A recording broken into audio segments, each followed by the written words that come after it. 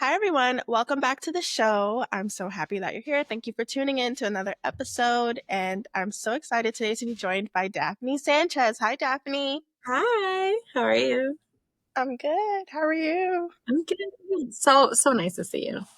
Yes, it's so nice to see you too. And I'm so excited to have you on the show. So, we're going to dive into Daphne's background a bit more and what she does. But I wanted to share a little bit about how I've connected with Daphny and how I know of her work. So, many moons ago, as I've talked about on the show before, I worked in the affordable housing industry. And Daphny has worked in the housing industry in sustainability, resiliency for a long time as well. And we crossed paths through that industry. It's not so active now, but there was a period where some folks and I in different organizations, we created, I think it was like Black and Latino leaders in community development, like a group we were trying to get started to just connect with more folks of color in the industry. And I think that's one of the ways we crossed paths and connected too. And I have always just admired your work from afar, and I'm really excited to have you on the show to talk more about it. So with that, I will pause and kick it over to you, Daphny, to share a little bit more about who you are in the world today and how you'd like to be known.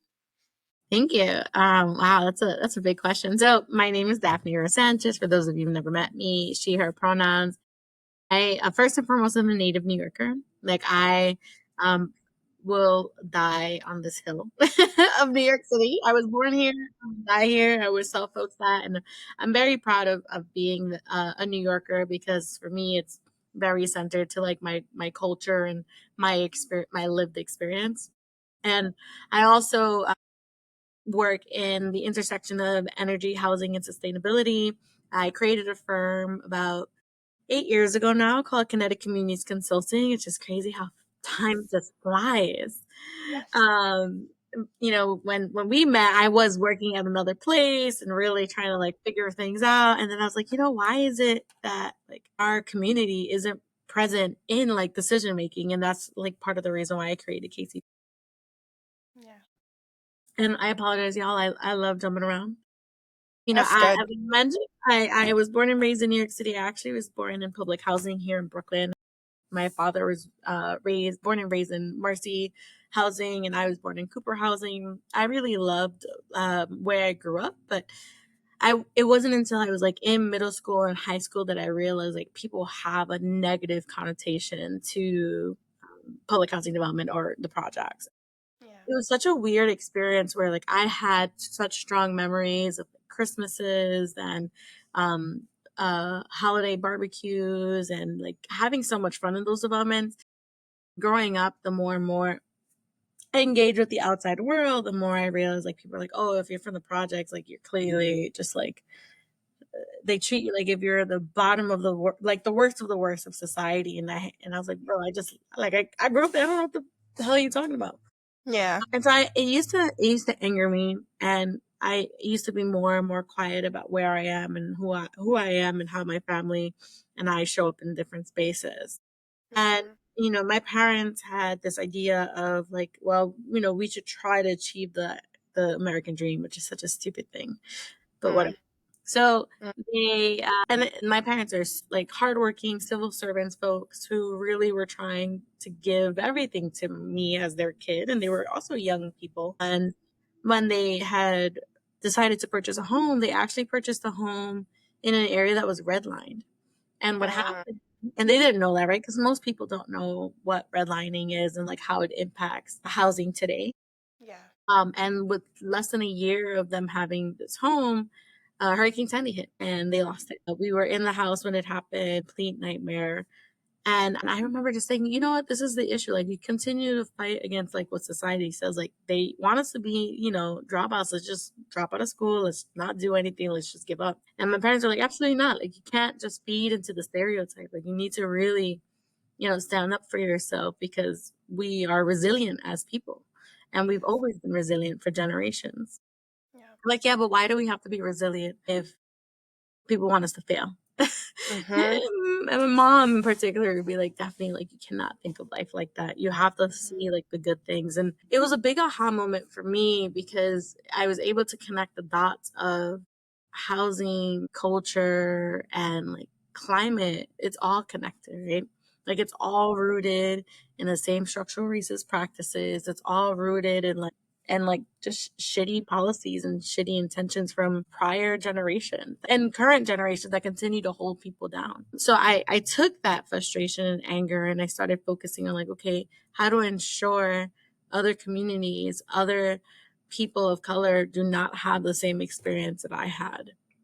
And, I talk to folks about, we think about like, what is our future going to be when we're kids? And we think about it from a perspective like, oh, that work is fun. And often for people of color, as they continue on in their career, like the more and more you talk to them, a lot of them are like, well, I decided to join this career out of like a traumatic experience or out of pain or out of frustration, not necessarily out of joy. And it's frustrating. And I wanted to take that frustration and say like, actually, like I want to create something that's like special to our community. So I created KC3 at like 3 o'clock in the morning on October 4th. And I was like, okay, I'm going to create this organization to be intentional on like, what does housing look like?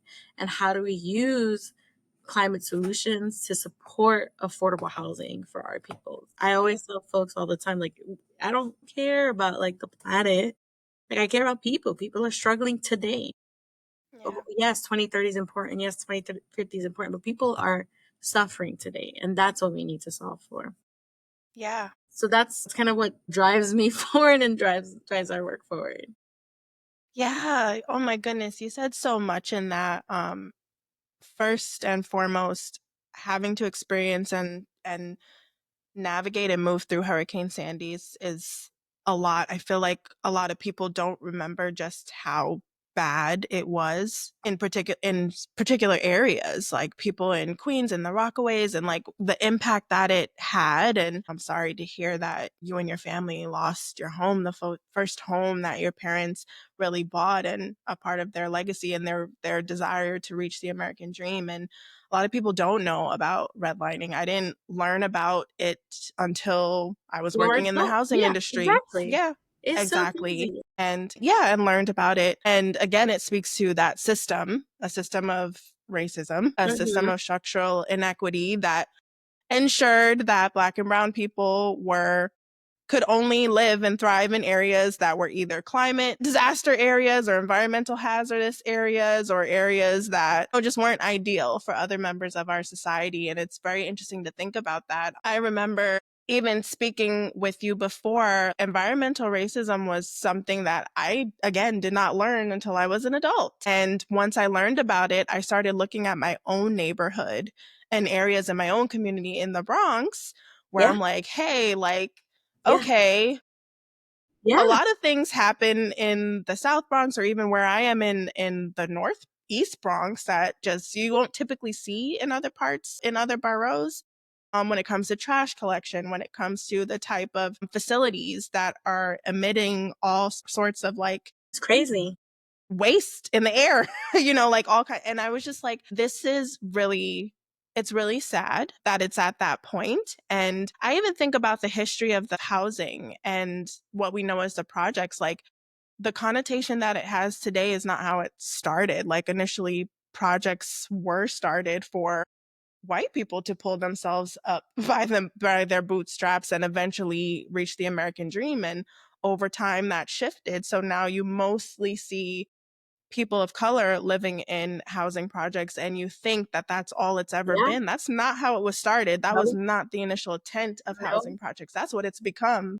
Yeah, So it's very interesting and it sounds like all of these experiences growing up, navigating the world, seeing things happen before your eyes, living through really tragic things have really formed who you are in the world today and how you move. And I would just say, thank goodness that you've taken all of that and decided to make a difference and yeah. make a change because a lot of people don't And it's see that hard. and experience that and decide to do it. Of It's course. hard. Like, it's Yes. hard. Like, I Yeah. think about, like, I love growing up in public housing. Like, I love Yeah. being it's a sense of comfort, right? Yeah. If I'm walking through the projects, like, I feel safe despite, like, what Yeah. people are saying. I feel safe. I know that there's community there. I know there's people that Yeah. love and trust each other, that are, like, Yes. helping each other when everybody else abandons them. And that level of Yeah. comfort is something that I have never experienced in any other space. And then when you Yeah. step out of the development that I live in, I moved out of it last year, which was like hell. I was so sad.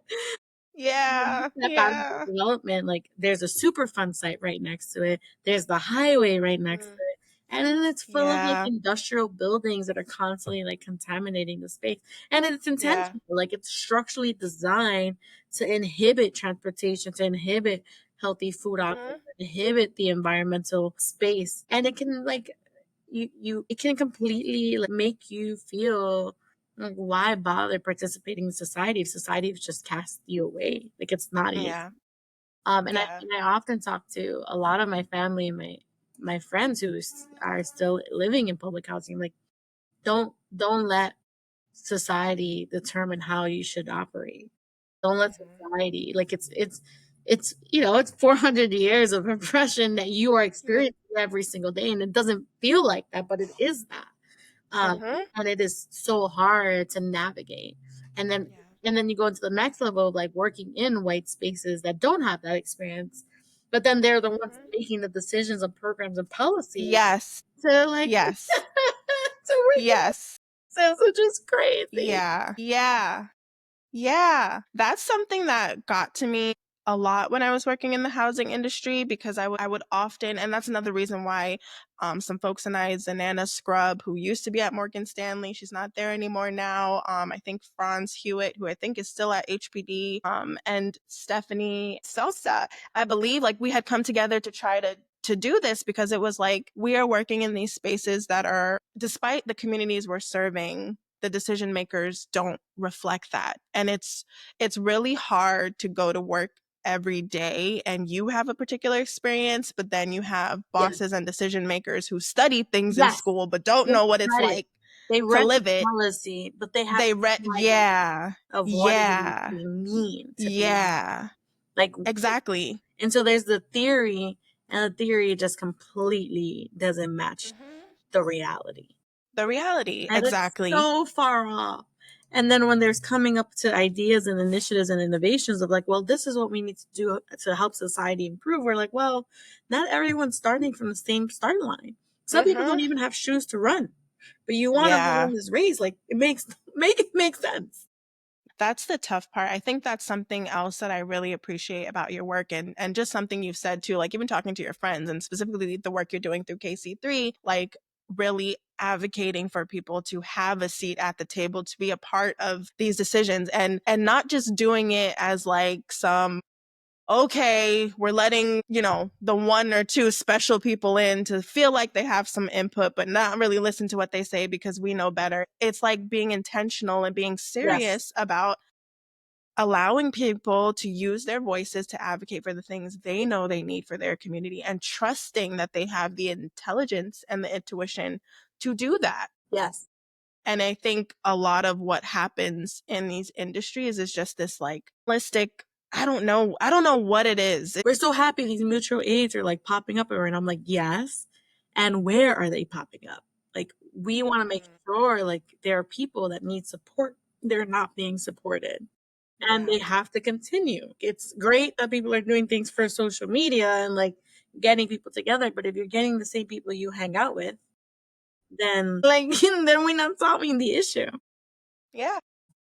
And that's a tough conversation for folks to have because then they have to address, Mhm. like, what is my own bias, and, like, how is um white supremacy showing up in my decision making? Yeah. 1000%.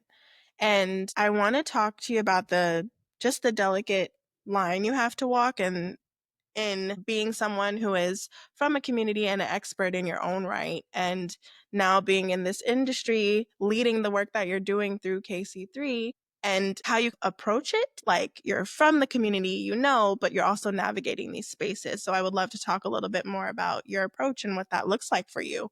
Yeah, absolutely. So I'll start off with, like, Casey through those four types of work. The first type Mhm. of work is policy and data analysis. So people have these big, bold ideas, and we're like, okay, what does it actually look like for people? And so we'll do a combination of quantitative and qualitative analysis to help calm the nerves of, like, but we need the data. We're like, yes, we'll give you the data, and let's go talk to people to ensure that the data is actually real. And it's not just, Mhm. like, giving you some fake reality of what's happening in the neighborhood. So that's kind of the first work Yeah. we do. The second work we do is in program implementation. So if there is an idea or concept that needs to be deployed in the intersection of housing and climate, then we will work with local partners that are already on the ground and give them the resources they need to deploy those ideas and initiatives in a way that makes sense for the community. For example, if somebody wants to do solar, like we're not doing lease structures because we're not increasing the financial burden on Mhm. renters and homeowners. We're thinking about how do Mhm. we ensure that they own the assets and not Mhm. have like a financial loan tethered to it. Like it's a grant Yeah. opportunity.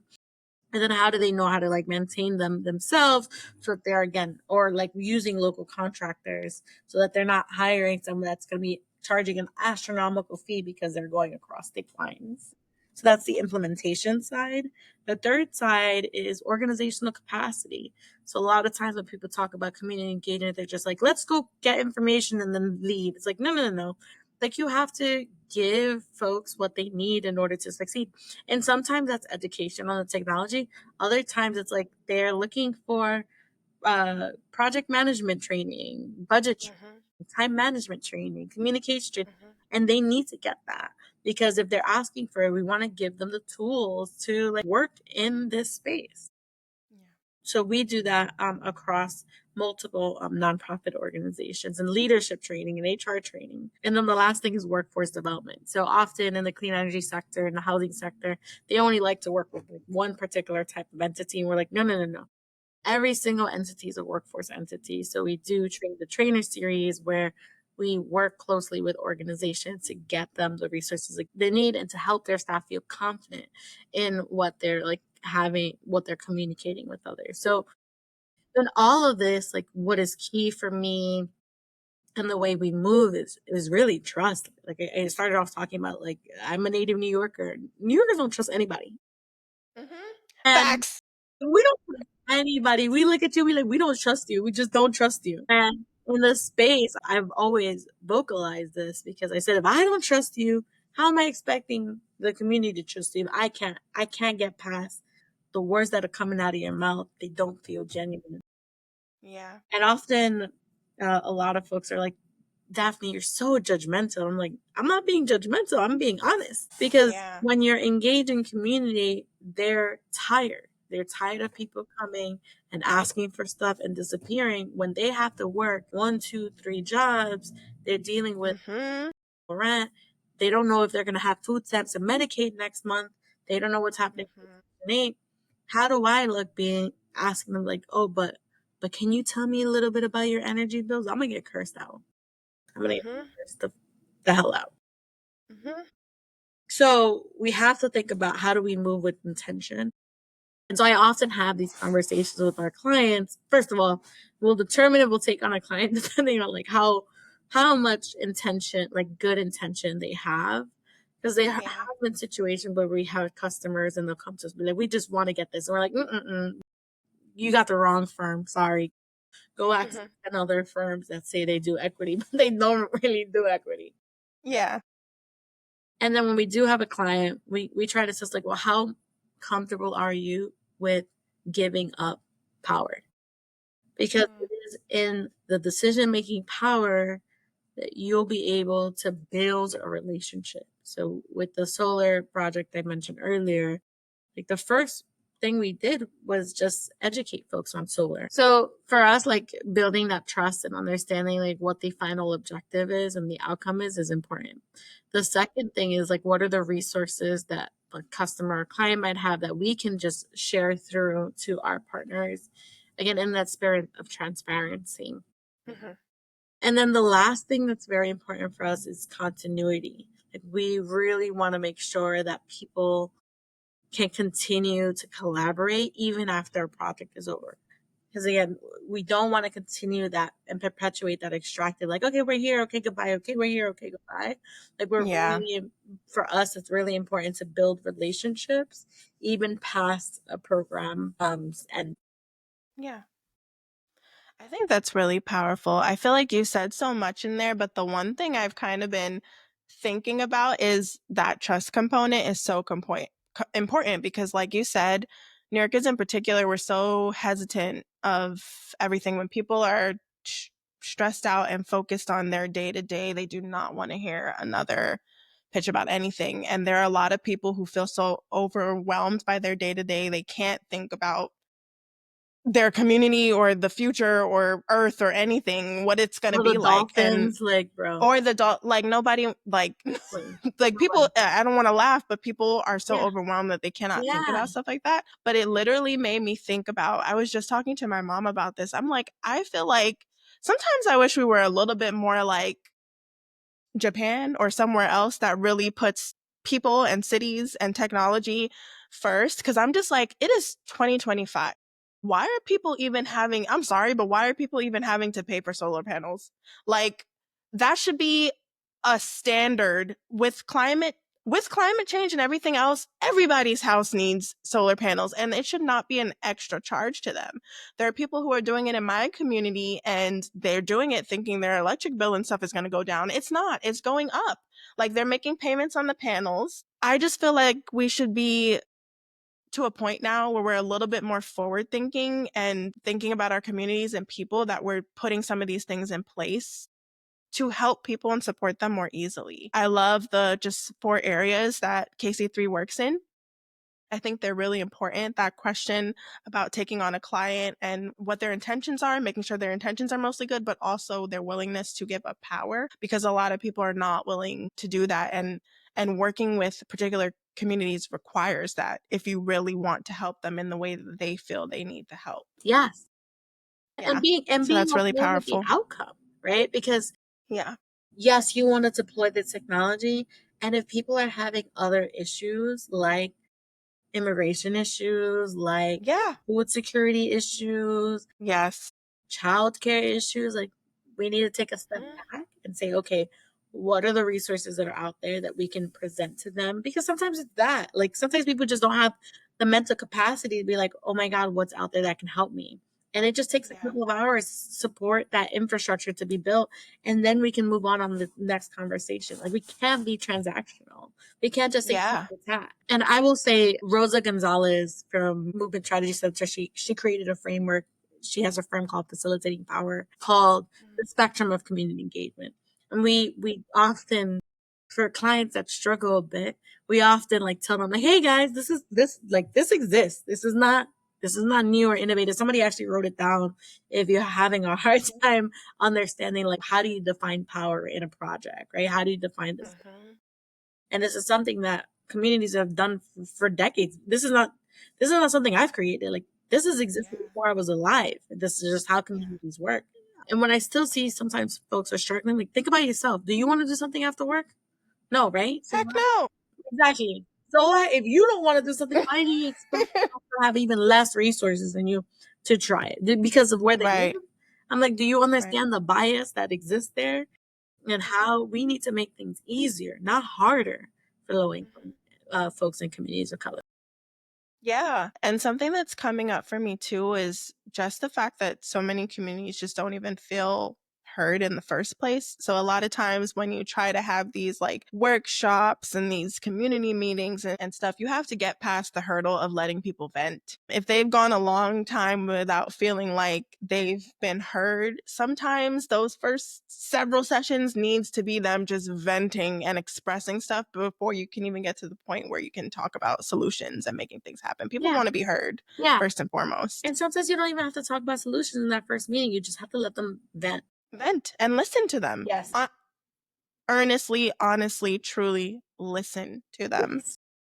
Yeah. So I'm also curious because as much as we're talking about this, the the reality is that housing justice is important and urgent, and so is climate change and climate justice. And we're seeing things play out. You've lived through a major climate disaster, and that's impacted you profoundly here in New York. We're watching what's unfolding in Texas right now from the flash floods. And I think people would like to brush off what's happening, but the reality is that things are changing and they're changing fast. And unfortunately, we're under an administration that is further cutting resources and budgets for the types of tools and technologies that can at least give us a heads up Right. in these Right. situations to get out. So I'm also wondering about the line you continue to walk with helping folks to understand that it is urgent. Like, how do you help folks? Like, once we get past, okay, we're tired, we're exhausted, we're focused on our next meal. Like, how do you actually work with folks to help them see, like, this does matter. It does require a bit of your time and your energy. I saw a quote one day that said, climate change is going to be an event that you watch on your phone screen until it's happening to you. And that has always stuck with me. I think about that often. So, how do you help people see that climate and housing justice are urgent and they're everyday issues that matter? Yeah, I think that's a very good question. I think often because people that advocate for climate justice do it in a very like highly academic way, people can Mhm. easily disassociate from it. Right? Like when we Mhm. talk about climate change, people talk about how do we save the planet? How do we save the dolphins? There's these hurricanes, there's these floods, there's the extreme heat. And it's really connecting the dots for people and helping them understand how climate change is impacting them today. Yeah. You have it when you're living in a property where you like continue to have asthma attacks, like that's because of like bad pollutants that are in your air every single Mhm. day. When Mhm. there's like constant heat strokes that people are having, it's because of these extreme heat days that we're having. Mhm. The flooding that happens all the time. And so really relating it to their day to day, like the price of food. Like we don't there's also like this Mhm. capitalistic corporate America that only like two people actually own your food. But a lot of the crops, it's getting harder and harder to like make the food. Yeah. That impacts the price of how much you pay for your food too. And so like all of these Mhm. things are interconnected. Like we're all interconnected. All the issues are interconnected. And so we try to make it in a sense of just humanizing the concept of climate to the day-to-day life. And often there's a misconception that people don't care in our communities, but they very much care. Like they're very conscious Yeah. of their health, they're conscious of their expenditure. They just don't have the tools to move because of Mhm. exhaustion. So when we meet homeowners, renters, and low income co-op buildings, like we literally just go to them and we talk to them and we listen to like where are the opportunities that we can inject small wins for them so that they can feel confident and they can build that momentum. And the same thing with our nonprofit partners, right? They're on the front line working with people, triaging and supporting. Where can we insert some little things to help them feel more confident, train their teams, and then move them forward so that they can talk about like, hey, the next time there's a hurricane, think about electrification and let's move your HVAC system to the top so you don't have to buy a new HVAC system, right? Like Mhm. those are little wins that we're not talking about like, oh, let's reduce your greenhouse gas emissions and let's decarbonize. No. So Mhm. you don't have to pay for another furnace or boiler by putting in heat Mhm. pumps or mini splits at the top of your home. And then now you have a centralized system that will not get flooded. Yeah. So that's the way we approach it with our community partners, Mhm. really making sure that we're talking about like what is happening today that is a direct result of climate change. Mhm. And what are the tools that exist that can help them kind of move through their day to day.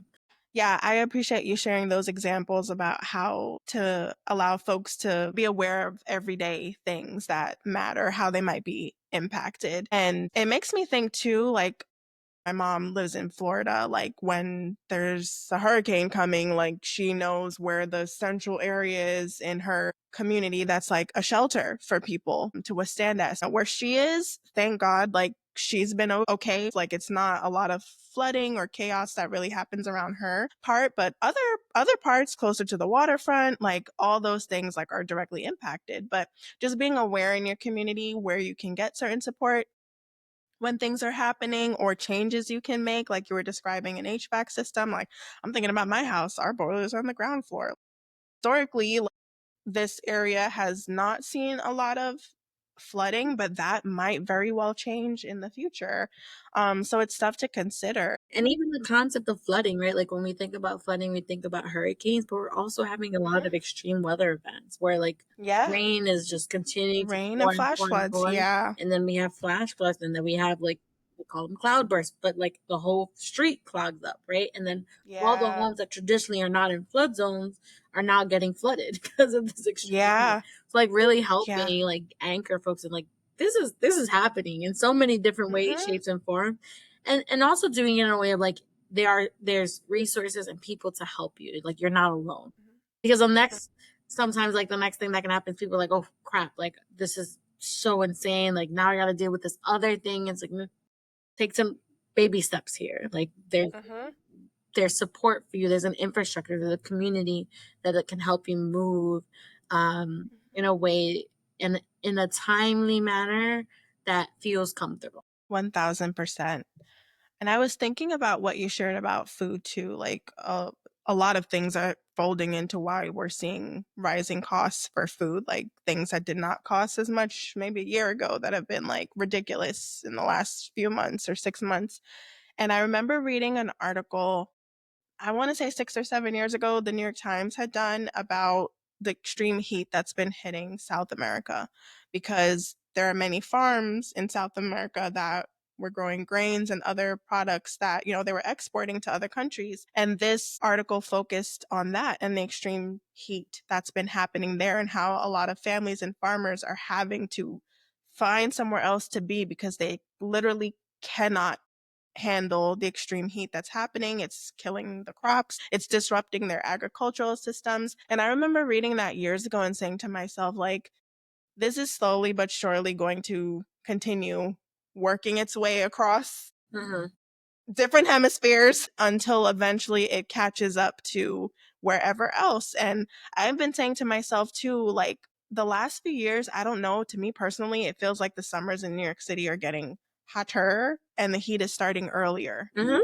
Like, and I'm just like, if this is any sort of like prediction or indication of where we're going, it's not looking great. And what are the things that we can do and take control of now to help ourselves and our communities withstand whatever might come next, or make plans about what they can do to ensure that their homes, their lives, everything um, are able to move through this and survive it. So I don't want to be apocalyptic or No, but it's dark, but it's a true. very real reality. We we shifted.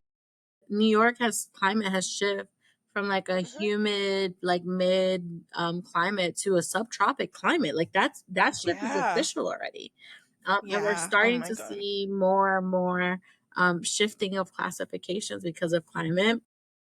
Mhm. Many people are not ready for that, and Yeah. really thinking about, as a society, we get excited about new things, but we do really bad on the maintenance of existing things, including Yes. like our buildings, our systems, and our bodies. Yes.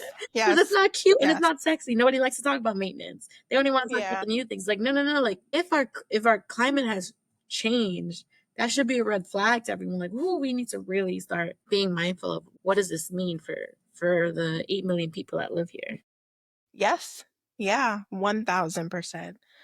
Okay. I want to take a deep breath and a little reset because I do want to shift gears a little bit. So you mentioned already what inspired you to really start KC3. Did it like, was it 3 o'clock in the morning on October 4th? And, you just had this pull and this call to do it. And a lot of folks who listen to this show are people who might be creative or who have an entrepreneurial idea and they want to start something, but they just don't know how to make that shift. So I want to talk to you a little bit about that process because you had mentioned that, you were working at a previous organization, you made this decision, you did it over time, I'm sure, and then one day you just were like, I'm going to go for it.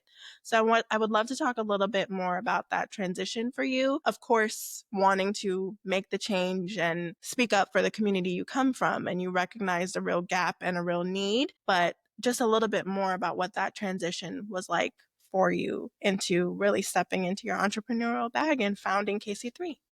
Thank you. been, it's interesting when people call me a business owner. I don't feel like a business owner, and like I don't Mm. feel like it was very entrepreneurial. It's just like I need to solve this issue, and this is how I'm going to solve it. Yeah.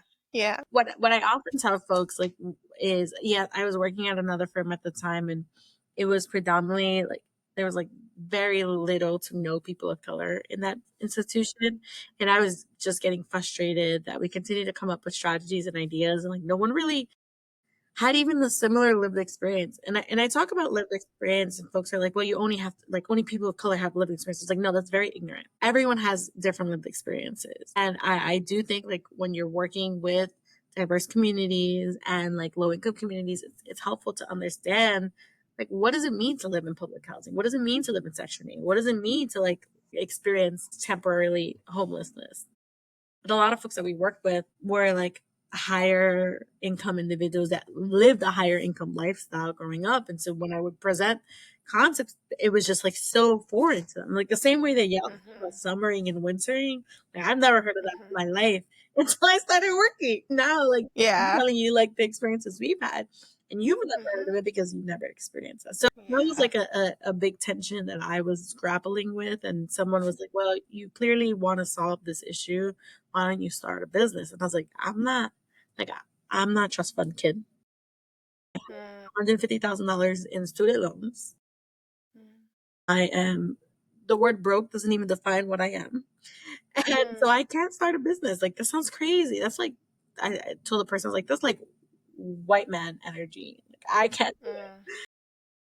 And this person was like, no, no, you absolutely can. So I took a step back and I was like, well, what's out there that I can look at and I can see and determine, like, can I just open this business? And I thought about it as a project. It's like, maybe Mhm. just put two people together and like start working on this as a project. So Small Business Services in New York City is a government agency. They have a program called the Track Program. And it's a free Mhm. program that basically helps you decide like what kind of business you should open, what are the different fundamentals of businesses, how do you operationalize it. I was like, oh, okay, this doesn't sound too bad. And I remember because I was joking around with this other woman on my class who was like, yeah, I came because I'm like, I had a dream of creating a sewing class on boats for kids. And okay. I was like, girl, you live in New York Yeah. City. How are you gonna do that? I'm like, "Oh, these Yeah. things I'm getting, like, I commend you. I love the creativity. I can't do that. Mhm. I'm a very like old Mhm. fashioned rigid person. But I was like, okay, this Yeah. I was telling her, I was like, you made me feel a lot better because now if you're gonna do this, then I can definitely like come up with something. She's like, yeah, Yeah. anybody can do anything. Like I hate this concept of like restricting yourself. And it was such a great Yeah. conversation because then I started like fully thinking, okay, let's do this, let's figure it out. I almost, because I was in so much debt because of my student Mhm. loans, because I had my Mhm. master's, which with no financial aid, which was crazy. Yeah. I was like, okay, you know what? Like, what else do I have to lose? I Mhm. had the privilege of not having kids and I'm by myself. And worst case scenario, like if I lose everything, I can just go. I will always tell my partner, I'm like, I'm gonna just go get a job at McDonald's. Like, I'm gonna go fill out an application and call it Yeah. a day. Yeah. And then I also had the privilege of living in public housing. And I always tell folks, like, public housing is such an important thing because you're right, it wasn't designed for our people, but it can be utilized as like an opportunity to like increase your salary, decrease your salary, and you still have a Mhm. home. And that's why it's so important that everyone deserves housing is a human right. Like everyone deserves a Yes. place to live and a place that's Yeah. flexible to their financial situation. So I started the company 3 o'clock in the morning on October 4th. And I created the name Kinetic Communities with the concept of like kinetic is the movement of energy through motion and communities is people. So Mhm. the name is actually like how do we move the information of energy through our people, through our communities, and that's Yeah. where the name comes from. Yeah. And that Steps for Strategic Growth was such a fundamental class that helped me realize that I was very scared of the unknown. And I was like, we got to tap into that energy that's out there, like the mediocre people that just do everything, right? Like people just do shit all the Mhm. time. And we're over here overthinking every single step, all scenarios, all possibilities. What if this? It's like, no, just do it. So I encourage everyone to like, if you're thinking about starting a business, yes, like your standard, do your research, know your audience, understand who your clients are, what's the funding, but don't be scared of doing it, because the worst thing that can happen is like you fall right back to where you were at. Um, Yeah. and that's not that scary. It's scary in the beginning and then it gets better. Yeah. Yeah, that's really powerful. Thank you for sharing that. And what you vocalize is something that so many of us feel like. We feel like we can't do something because we don't look like the type of person that goes out and does it. But I will stand by the fact that the world needs our ideas. The world needs ideas by women. The world needs ideas by women of color. The world needs ideas by Black women. Like we have to get past the fear and believe that we can step out on a leap of faith and that we can soar rather than fall. And even if we do fall, we learn something and we try again. And Um, life is short. it Our is. life is so short, and every second that we have is an opportunity to explore. And again, I Mhm, say, like, I preface that, like, I have the privilege of not having kids, so I knew that mhm. the worst case scenario is my own body, and I'm like, Yeah, it's fine, yeah, yeah, fine. If I lose all, like, if I lose everything and I have to go to the shelter, I'll go to the shelter. But it's not the end of the world. yeah, And yeah, that helped ease my pain and my concern. yeah. Yeah. How did you navigate? I feel like sometimes people are afraid to take the leap of faith because they're afraid to like maybe promote themselves or share their ideas because they're worried about like what family thinks, what friends think. Like, so many of us grow up with the challenge of we have parents or grandparents who told us our whole lives like go to school, get a good job, like secure those benefits, like those that kind of narrative, and now we're in a generation where people are like challenging that a bit. Like they're realizing that the American dream is not what It's not for them. we were promised. We can take a risk if we can, because sometimes the security thought we might have had in this administration might not be the security Right, we believed. right. So, how did you kind of navigate once you started putting yourself out there? Like, working to reach out to the clients, working to share the word about what you've started and what you're doing. Like, how did you kind of navigate that? Yeah, that's a good question. I think when I first told my parents, they're like, "What, you crazy, Daphne? Like, you got a good job. Nobody in our family's ever worked in consulting." Again, they're civil servants, and and they had good jobs. Mm-hmm. And they thought it was like, they thought I was like, I lost my mind. They're like, "Are you okay? Like, do you need a break?" And I was like, "No, no, no. Like, I think this is good." There's a lot of fear in, what am I going to eat tomorrow if I don't have any money? Yeah. And I think what drove me forward is, uh this sounds very bad, but pure pettiness. Because I didn't like that a lot of the folks that I had worked with in the past would like assume like, oh, low income folks, like they're okay. BIPOC folks are okay, but they'll always need some type of infrastructure. Like I kind of got annoyed of hearing that from folks, or like folks that design programs. And they're like, "This is what people want," and I was like, "No, out of spite and out of pettiness, like Mm-hmm. I want to succeed because I want to rub it in your face that you were wrong and that you Yeah. messed up." So that's what I'm saying. This is not the best driver, but that was what drove me forward. Like what Yeah. my family and friends were telling me wasn't making me feel nervous. Mhm. It was more of like, damn, I want to prove these people so wrong. Like I want to prove them Yeah. we can do this. And it Yeah. was good when, when I was able to do it. In terms of talking to customers, like I really was thinking about what are the different funding cycles that exist. So like there's a lot of public information out there. Like New York City has New York City open data. We have our capital budgets that happen every 10 years. People are allocating the funding, discretionary budget. So understanding like our state budget, how money moves, and like how I can integrate myself.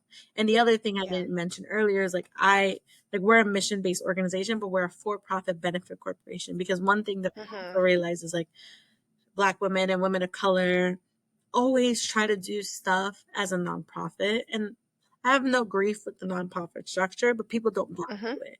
So you Yeah. can do the same community outreach work as nonprofits and people want to give you 30 cents to the dollar. Yeah. That's not okay. Yeah. Like that's so messed up. And so I intentionally created it as a benefit corporation so that we can get our MWB and withhold in New York and in the state and the city, 30% of government contracts have to go to MWBs. And when we Mhm. looked at the data, and a lot of people were asking for waivers because they said they couldn't find minority and women owned businesses. It's like, this is crazy. In the city of New York, Yeah. so diverse, like you're lying to yourself. So I would use that as like a pathway to talk directly to the ones funding them, be like, hey, we're an MWB. We actually have the capabilities to do the work. Here's our past results. We're happy to support you, and you don't need that waiver.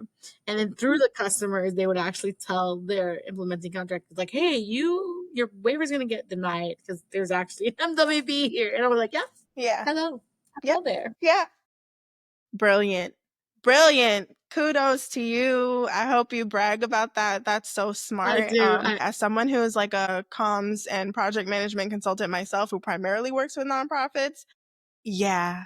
It's crazy. Yeah, the struggle can be very real. Yeah. So I love what you've done, how you've structured your work, how you move. This goes back to the, got to be twice as smart Yeah. to navigate these systems because otherwise you'll be jumping through so many hoops just to catch a break. And I feel like you've not, obviously, I know there's been struggle, but I feel like you've moved through this so brilliantly. And to be 8 years in and thriving and 8 years, 10 years, 20 years ahead, like, very proud of you. Thank Good job. you. Thank Yeah. you. Yeah. Yeah, I tell my team, I'm like, every time there's like one of those folks that like thought we were gonna fail, I want to just wear a hat that says like "fuck your stupidity." And yes, I'm very petty, queen of Yeah. pettiness. Hi, what are you No. doing? Why are you? I forgot you even worked in this space. One of the podcasts I like, the host Les, she talks all the time about how spite drives her sometimes. Yeah, Like yeah, she has a fitness goal or a professional goal, whatever, yeah, like spite be fueling her sometimes. And I'm like, I laugh every time she says it, but it can be so true. Like yeah. who doesn't want their get back or their Right, lit back? Like right. if you doubt me, Exactly, you say I can't do something. It feels so good to prove people wrong sometimes. exactly, Got to do it for you, but it's the cherry on top to prove other exactly. people wrong. I saw some folks like, I was sharing with you my experience growing up in public housing. Like when I was in middle school, one of my teachers was like, "Oh, you're gonna be one of those typical Puerto Ricans. You're gonna drop out and have a kid." And I was like, "Yo, out of spite now, out of pettiness, I'm gonna go all the way. I'm gonna go all. I didn't even want to get a master's degree. I was like, but I want to be petty. Like I want to be so Yeah. petty that I'm gonna be like, Yeah. what's this? It's a master's Yeah. degree? Oh wow, look at you." What a terrible thing to say as a teacher, though. Right. Exactly. Hopefully, Literally. they're not still teaching. Hopefully, they're out the They got classroom. fired, so I was happy about that Okay. too. Makes sense. Makes sense. Yeah. Not the type of teacher we need. And that was a pettiness that drove me all the way straight to my master's degree. I was like, "No, Yes. absolutely not. I'm Proved not you letting you wrong. win." Yeah, my pettiness Yeah. and my competitiveness Yeah. is likewise me. Hmm. I feel you on that. I feel you on that. So I'm kind of curious about just kind of what keeps you inspired in this work. If there's examples, stories, just anything that keeps you inspired to keep doing this work every day. I know your passion for community is so important and that drives a lot, but what kind of keeps you inspired in this work? Because I feel like sometimes it's easy to get caught up in the day to day, the next task, the next project, the next client, so like what keeps you inspired and like really energized about moving forward? Yeah, I think what really inspires me is seeing how my team gets excited about the work because, you know, Yeah. I feel very tacky about saying it, but I really love doing this work. And I really think about it from when I wake up to when I go to bed. And I talk about it to my partner all the time. Like everyone knows, like I only kind of want to talk about work. I don't want to talk about anything else because we really want to like dismantle systems. Mm-hmm. When you work with other people, the other thing you have to remember as an owner, like this is a job. This is not everyone else's like bread and butter, and like they don't eat, sleep, and breathe it. And it's been really, really nice to see how much my team, who are also like a good amount of them are local native New Yorkers, like they grew up, if they were not from New York, they grew up in other urban cities. They went through public school, like they've lived in housing. And it is such a nice experience to see how passionate they are in executing programs and like how they get mad about like, I can't believe this person thought about this. Like, how are they not thinking about people's experience? I'm like, oh, this feels good to see. I mean, it's not good what you're going through, but I'm happy to see you care. See how Yeah. much they care about things, that like helps me like continue on because it gets hard. Like you see what's happening in the federal government, you're like, damn man, we can't catch a break. And I think about the same at the same time, like we've never had a break. It's like I'm not Mhm. lying. Everybody talks about how great the Biden administration was. Not for like our communities, we're still not prioritized. People talked about our communities before we Mhm. actually did anything, and that's the fundamental Mhm. problem. Um, Yeah. so what's inspiring is to see like how my team moves, and then it's also inspiring to see like how like the outcomes of so like how more and more Yeah. people are curious about the conversation. And that curiosity is huge because, in my opinion, if there's curiosity, that means you bridge trust. And trust is the Mhm. hardest thing to get from New Yorkers. They Yeah. will curse you Yeah. before they trust you. All I can say again is facts when it comes to that. So, yeah, thank you for sharing that. That's really powerful. I feel like I usually like to have a little bit of a flow, but there are two sort of things I want to ask you. How have you, one, navigated the growing pains of building KC3 and growing your business and bringing on members of your team? And simultaneously, how have you stayed grounded? Because amid growing pains, there are a lot of highs and successes and wins. You've been acknowledged by Crane's 40 Under 40. You've been acknowledged by the National Urban League. So, how do you navigate tougher times in your business, but also stay grounded, especially when you're being recognized for incredible work? Yeah, I think in the grounded in for the tough times part, one big lesson I learned as a business owner, and I tell every business owner, is really learn what you don't have the skill sets for. In the beginning, when I started my business, I was trying to do everything. Like I was doing the programming, Mhm. the people management, the operation, the HR, and I was like only having like 3 hours of sleep a day, and it was driving me insane. I took a Mhm. step back because it's not fair to yourself and it's also not fair for your team. Took a step back. Okay, what are the resources that I need, and how do I intentionally fundraise for those resources? So then, we rolled out. We got first HR, then we got a leadership coach, then we got a managing director, then we got an operation and finance director. And I think these four people are busy, and I'm like, Mhm. dang, that I was doing all four of those things by Yeah. myself. Yeah. That's one thing I tell every business owner is like assess like what you're good at and what you want to do in your company. Move all those other pieces that you have to do and like fundraise to have people manage it. It's like so important. And it's often like it's invisible things. So like we were so glad. We worked with another minority owned business, woman owned business called Cage Bird HR, and Sierra Gross, she's amazing. She was like, girl, why are you doing all of this? She like set up our performance review structures, our employment, it was like everything Mhm. phenomenal at Yeah. HR. And then we worked on Aliya Solutions because like people need and a lot of companies don't do that, but like they need the tactical, but they also need like the mental and emotional like support system. And I Mhm. can't do that. Like I'm very direct as a human being, and that's Yeah. my style of communication. And that might not be like a bad intention, but Mhm. everyone has different approaches to hearing how communication Mhm. works. And so having a leadership coach and then other people, right, like conflict resolution or like how do you navigate Mhm. time management or how do you show up in space? And so leadership coach helps you grow, get rid of imposter syndrome, which was huge, is actually Yeah. thing that like people were struggling with. The leadership coach gives you that. And then the managing director is like the person that does all the day to day and like the strategy with the team that we wind up hiring in house and our finance and operations to take all the invoicing and payroll and all that crazy stuff I was doing. So like that's the biggest thing. And then on the high pieces, I think what's always been very important to me, and that's why like I really appreciate when people recognize me and I thank them. I'm not a very big fan of being recognized though. And I talked to the leadership coach. She's like, no, no, like you need to feel good about the recognition. Mhm. My own imposter syndrome shows up because I say like, "Well, we Yeah. haven't solved the issues." Like, yeah, you're trying to boil the ocean, girl. Like, you're not gonna Yeah. like it's impossible to Yeah. solve what you're trying to solve because you have to take away power from so many people. But you need to Mhm. appreciate those smaller wins. Yeah. And so I try my best to appreciate it when I get recognized and also think about who are the people that I need to tell them about so that they can connect with those. And there are so many women of color in this space that are doing phenomenal work and they don't get the opportunity to get recognized or funding. So I'm always like, thank you. And have you talked to these 10 people? Yeah. Yeah.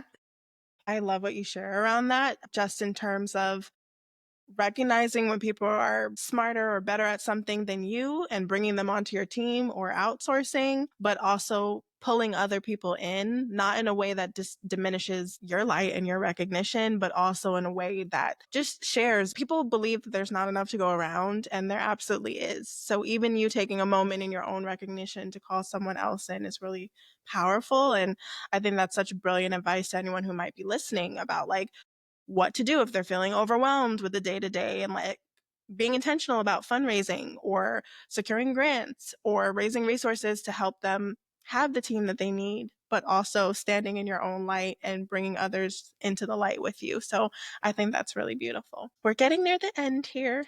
Just so sad. I feel like I could talk to you all day, like just so much wisdom. So thank you for sharing. I think for anyone who might be listening, whether or not they want to be an entrepreneur, whatever the case may be, they might just be more curious. I even tell my little nephews and my nieces, I'm like, start your LLC. Like at a minimum, start your LLC Facts. because it's crazy. Like the amount of generational wealth you can create, just like starting your business. You don't have to quit your job. Just find something that you're Yeah. good at. Start your LLC.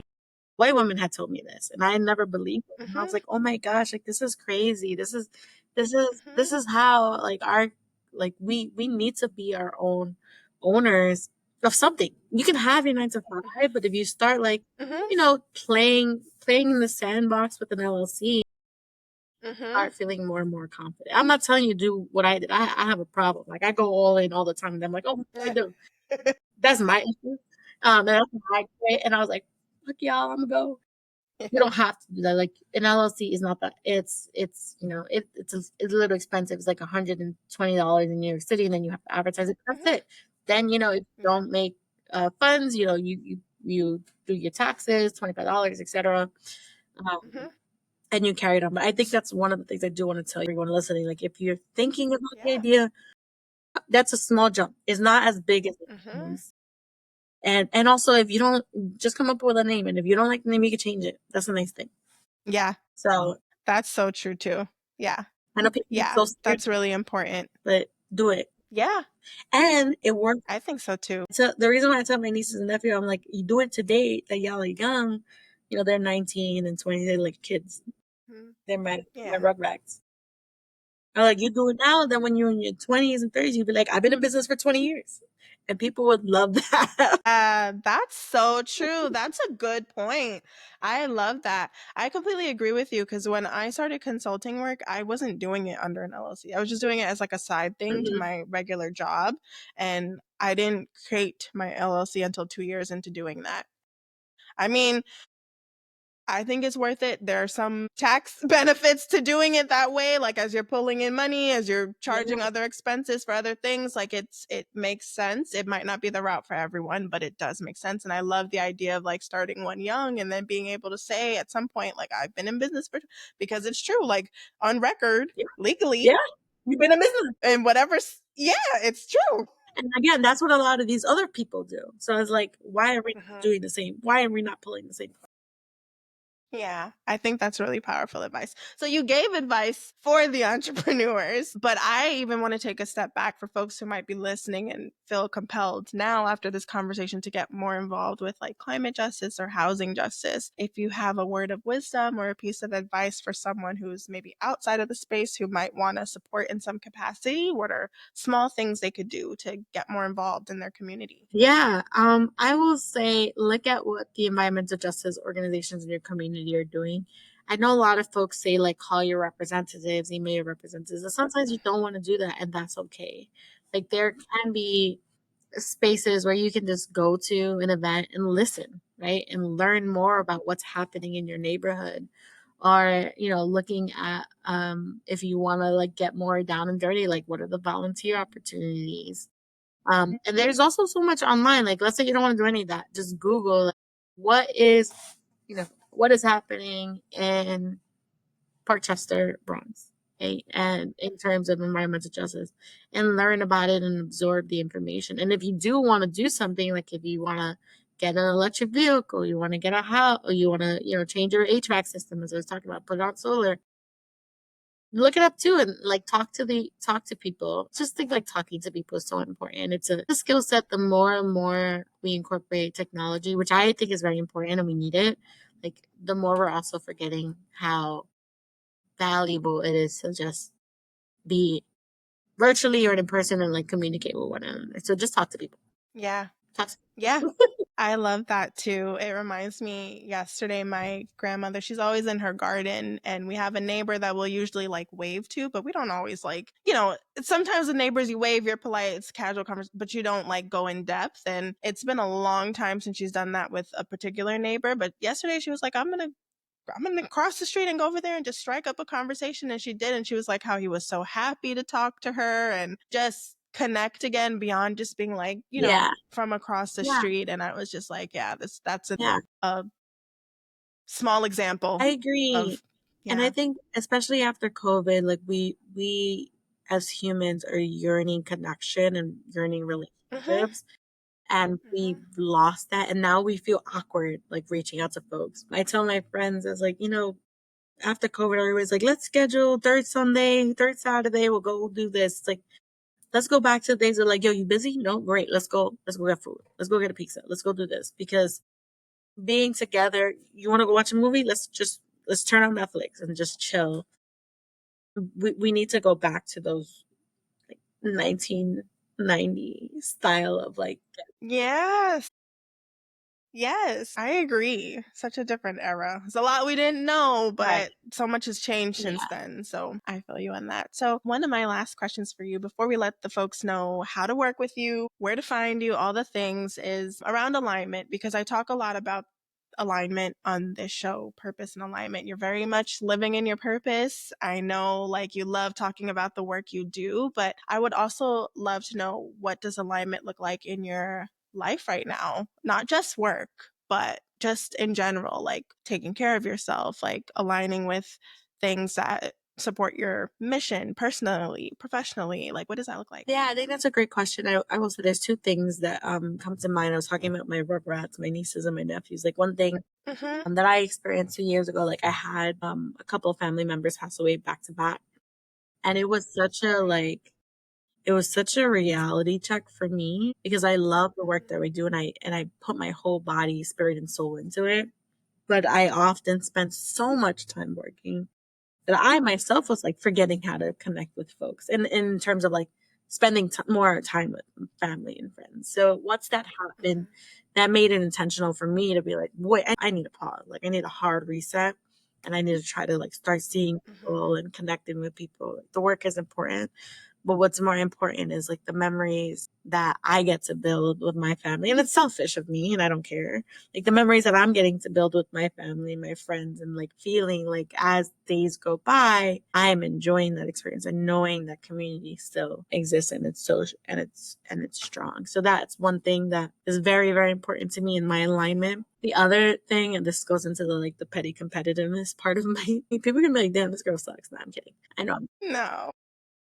is my friend had been she's gonna kill me for this story, but my friend was twerking, and she broke her backwards twerk where you're long kind of thing. I feel bad for No, laughing. it's funny. You laughed Oh, at her. hope she's No, okay. it's great. She was twerking and she broke her knee. She had to get surgery, and then she was Jesus. like, "I'm gonna run the marathon," and I was like, if you're gonna run the marathon with that knee, like no, you can't. I'm gonna run the marathon. So I started running Yeah. and we ran the marathon together last year. Okay, that's like a fun, funny, tragic, but Yeah, also beautiful story at the yeah, same yeah, time. yeah. That's really Yeah. cool. Wow, So that goes to my competitiveness. I'm like, if she could do it, then I like what's my I can do it. excuse? Yeah. What's my excuse? So I continue to Yeah. run now. And I'm gonna try to Yeah. do it again this year. But these are Yes. like things that I have been trying to be more intentional the past 2 years of being like, I started the company when I was 25. I'm now Mm. 33, and didn't realize how quickly time flew. And now that I'm Yes. this age, I'm like, ooh, I don't want to be 43, 53, 63 and thinking, what happened? Right? Like, why? Like, Mhm. I love my work, but that's not everything. So, Mhm. so I've been a lot more intentional of spending time with people outside of work that are Mhm. just like people in my life. And then I've spent a lot of time trying to get my butt to hit the pavement and run. Yeah, and run. That's beautiful. I love that. Thank you for sharing that story. Daphne, this has been such a beautiful conversation, so much wisdom, so much of your just energy, your vibrance, your personal story, your narrative. Thank you so much for sharing, for being so vulnerable on the show, and for just showing up as yourself, being authentic and brilliant. I love this conversation, so thank you. Yeah, no, thank you. I really appreciate it. It was so Yeah. nice to see you again. Yeah, to talk to you. I love this. Can you let folks know where to find you, where to support your work? If anyone wants to work with KC3, any organizations out there, any individuals, like where can they find you Yeah. and learn more? So we have LinkedIn, so feel free to connect with us on LinkedIn. My LinkedIn is just my name, Daphne Rose Sanchez. KC3's LinkedIn is Kinetic Communities Consulting, so feel free to reach out to us there. If you want to email us, you can email us at info@kc3.nyc. Amazing. Thank you so much. This has been so rich. Yeah, thank you.